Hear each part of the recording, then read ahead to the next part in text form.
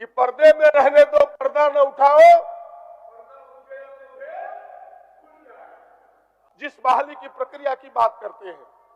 अगर बहाली हो रही है तो कहता है मेरे समय विज्ञापन निकला था। जरा पूछिए कि आपके विज्ञापन कोई लोअर कोर्ट में, कोई हाई कोर्ट में, कोई सुप्रीम कोर्ट में लटका था।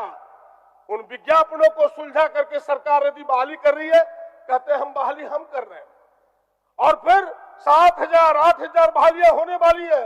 लेकिन मैं उससे इतर कुछ पूछना चाहता हूं उनसे कि ये बताएं कि देश में 10 वर्षों से इनकी सरकार है अध्यक्ष महोदय, और आपके ध्यान में हो गया, पूरी दुनिया को पता है, इन्होंने जो सर्वे रिपोर्ट दिया कि भाई हमारा जो है बेरोजगारी कितनी ऊंचाई पर है।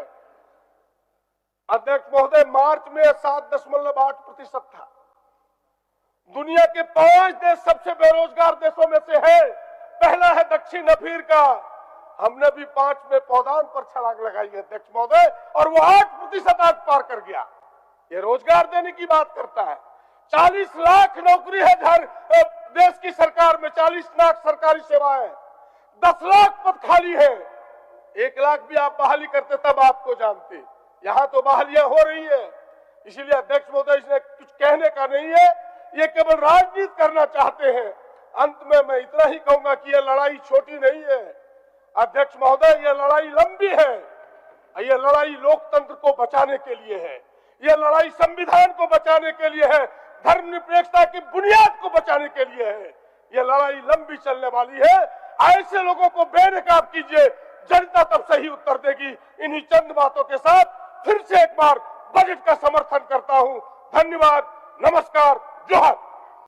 कि भाई नियुक्ति रोजगार की मसला जो लगातार पूरे 2 करोड़ की रोजगार की बात करते थे वो तो नहीं दे रहे हैं। सारी नियुक्तियां ठेके पे हो रही हैं। राज्यों पे खास करके विपक्षी जहां शासन में है सबसे ज्यादा लगाम लगाई जा रही है। ये बात भी बिल्कुल सही है जो माननीय संसदीय कार्य मंत्री जी कह रहे हैं कि भाई चाहे पंचायत समाज सेवक हों, चाहे कृषि मित्र हों, चाहे ऊर्जा मित्र हों, ऊर्जा दीदी हों, ये तमाम योजना आधारित रोजगार सरकार के द्वारा, केंद्र के द्वारा थोपे जा रहे हैं और वो स्थितियां राज्यों के समय समस्या खड़ी कर रही है। लेकिन सवाल है कि हम उससे सबक क्या सीख रहे हैं।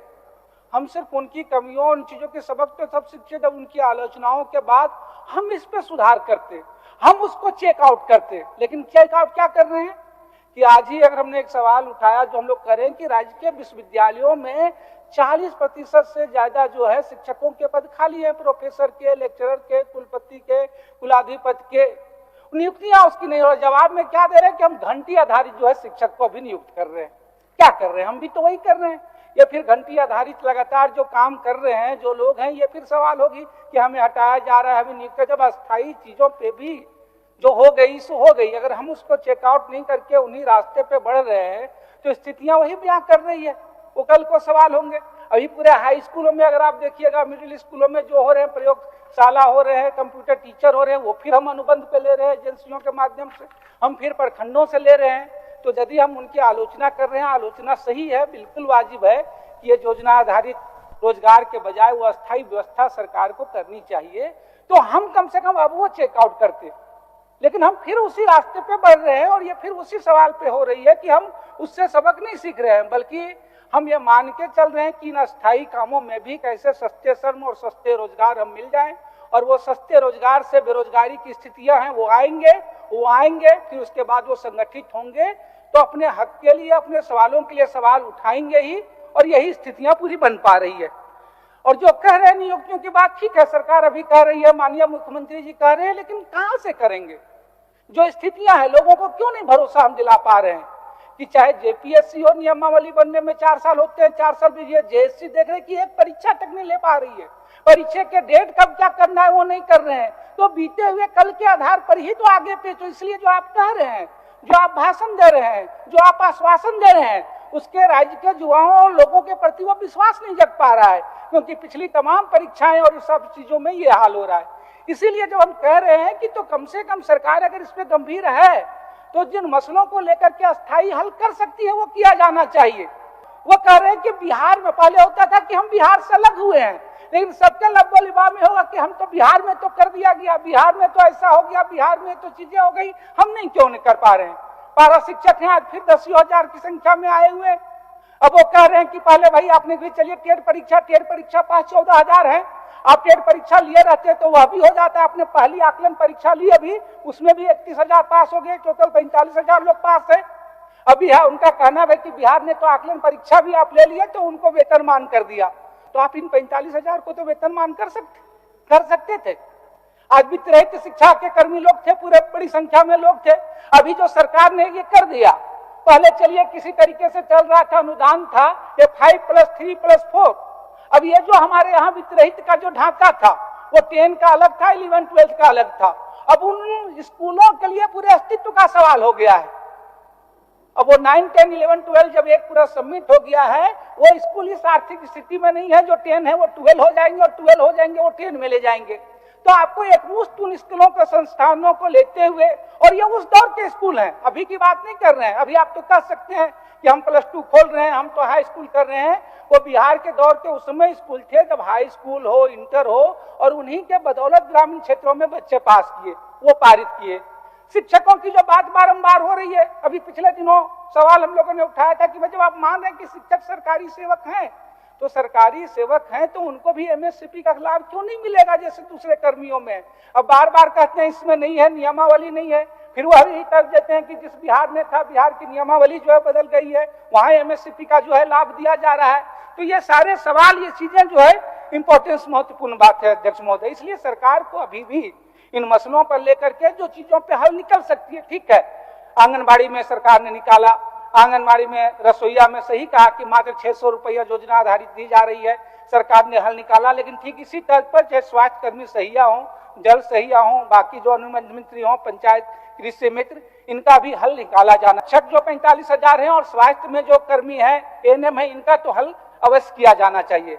अध्यक्ष महोदय, मैं दूसरी बात कर रहा हूं, पिछले दिनों सदन में मुझे बाध्य होकर बेल में आना पड़ा था।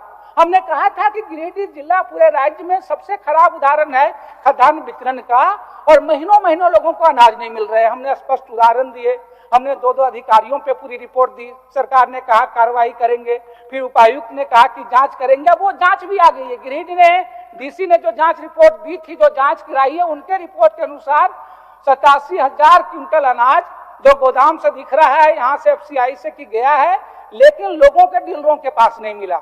वो अनाज कहाँ बिक्री हो गया। अब जब पूरी रिपोर्ट आ गई है इस गिरिडीह के अनाज घोटाले पे, खुद उपायुक्त ने पूरी जांच कर ली है, तो हम मंत्री जी से अनुरोध करेंगे कि उस पर सख्त कार्रवाई हो, तमाम संबंधित अधिकारियों पर कार्रवाई हो। माननीय मुख्यमंत्री जी कह रहे हैं और बात सही कह रहे हैं कि भाई हमने ये तीसरा चरण चल रहा है और अधिकारी आपके पास जा रहे हैं। सही बात है, 11 महीने तो लोग आते हैं दफ्तर में, वहां तो सुनते सुनाते हैं, वो चीजें होती, वो थोड़ी हम ज्यादा अनुकूल बनाते तो जाने की जरूरत नहीं पड़ती। लेकिन जब आप जा रहे हैं तो वहां सुनना पड़ेगा, आपके अधिकारियों को सहनशीलता बढ़ानी पड़ेगी। लेकिन हो क्या रहा है, पिछले दिनों में भी मैंने उदाहरण दिया था कि अब जब जाएंगे तो एक व्यक्ति ने बताया कि हमसे पैसा लिया गया, काम नहीं उठे, तो वहां प्रतिनिधियों से तकरार होगा ही। अभी बगोदर का ही मैं उदाहरण दे रहा हूँ, वहां पिछले दिनों एक वीडियो है, वहां लोग गए तो उन्होंने पूछा कि भाई बाकी बावजूद इनका क्यों नहीं हुआ। अब प्रतिनिधि हैं, ग्रामीण है, सवाल पूछेंगे तो वहां के वीडियो जो है ग्रामीणों के साथ गाली गलौज करती हैं। वहां के पंचायत में जो है छात्राएं गाना गाती हैं, उनके अधिकारी के अनुकूल जो है गाना नहीं गाते हैं तो उसमें टीचर के साथ गाली गलौज करते हैं। सरकार ने कहा कि मॉनिटरिंग कर रहे हैं गिरिडीह के तमाम लोग, तो ऐसे अधिकारी की जो अखबारों में ये छप रहा है, ये बात नहीं है। सरकार अगर निगरानी रख रही है तो इन रिपोर्टों के आधार पर कार्रवाई करे। अध्यक्ष महोदय, अंतिम बात मैं सिर्फ ये कहूंगा अध्यक्ष महोदय कि अभी एक मसला आया है पूरे, सरकार जो है स्कूल मिड डे मील जो है एकीकृत रसोइयों को दे रही है, एक अन्न मित्र फाउंडेशन है उनको दिया गया है। पूरे कोल्हान की जो डिटेल रिपोर्ट आई है अध्यक्ष महोदय पश्चिमी सिंहभूम की, कि बच्चे खाना फेंक रहे हैं, बच्चों को खाना स्वादिष्ट नहीं लग रहा है। आज टेलीग्राफ में रिपोर्ट आई है कि जब उनसे पूछा गया उस संस्था के अन्न मित्र, भाई क्यों नहीं वो लहसुन प्याज का खाना नहीं कर रहे हैं, भगवान कृष्ण जो है लहसुन प्याज नहीं खाते थे, इसलिए हम लोग भी लहसुन प्याज नहीं दिए जिस संस्था को दिया जाता है। खान पान रहन सहन अपने परिवेश होते हैं, अपने चीजें हैं, उस पर थोपा नहीं जा सकता है। लेकिन आप कोल्हान के इलाके की जो रिपोर्ट आई है अध्यक्ष, सरकार इसको संज्ञान में ले। अमित सरकार बजट ला रही है। एक योजना में सिर्फ कहूंगा, सरकार अभी नहीं तो बजट में योजना चाहिए। महिलाओं के प्रति, लड़कियों के प्रति सरकार संकल्प है। अभी सावित्रीबाई फुले दे रही है, लेकिन स्नातक के लिए लड़कियों के लिए सिर्फ विधानसभा में एक कॉलेज खोले जा रहे हैं। लड़कियों को 30 किलोमीटर 35 किलोमीटर से आना पड़ेगा। या तो बच्चियां नामांकन नहीं ले रही हैं, या नामांकन ले रही हैं तो स्कूल नहीं जा रही हैं। तो अगर छात्राओं की भागीदारी आप बढ़ाना चाहते हैं तो कम से कम स्नातक पास छात्राओं को परिवहन भत्ता के रूप में 2000 रुपये महीने की व्यवस्था करे सरकार, ताकि उनकी पढ़ाई की गारंटी